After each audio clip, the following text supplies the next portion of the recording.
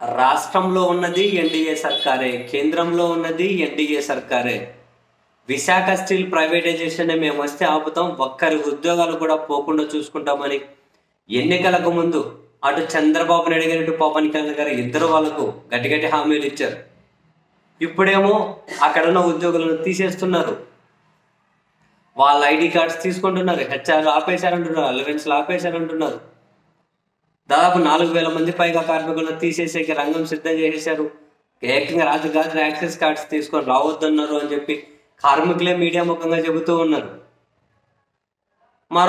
మరోవైపు వాళ్ళైతే వెళ్ళి పవన్ కళ్యాణ్ దీన్ని ఏదో విధంగా ఆపండి అని చెబితే ఆయనేమో దీన్ని జగన్ అమ్మేద్దాం అనుకున్నాడు కదా అని చెప్పి అరవీర భయంకరమైన మేధస్సునంతో ఉపయోగించి అడిగాడట.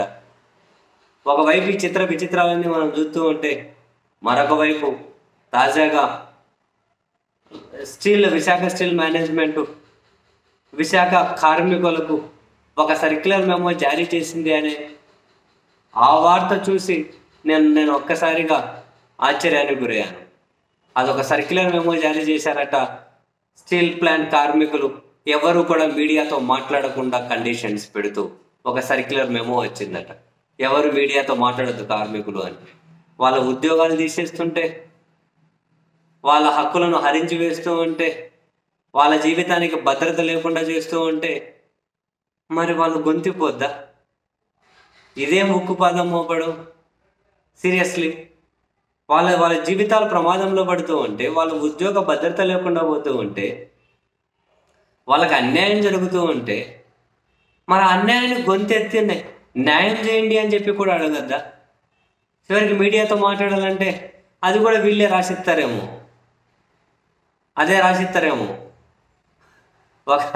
ఒక నటన చేసే రాజకీయ నాయకుడికి అదే స్క్రిప్ట్లు ఎవరో ఒకరు రాసిస్తే ఊగుతూ ఉంటారు కదా, మీటింగులు పెట్టి ఊగుతూ ఉంటారు.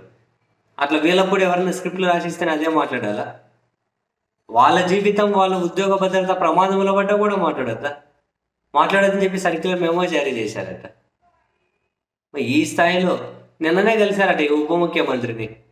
ఈరోజు ఆ సర్క్యులర్ మెమో వచ్చేసిందట.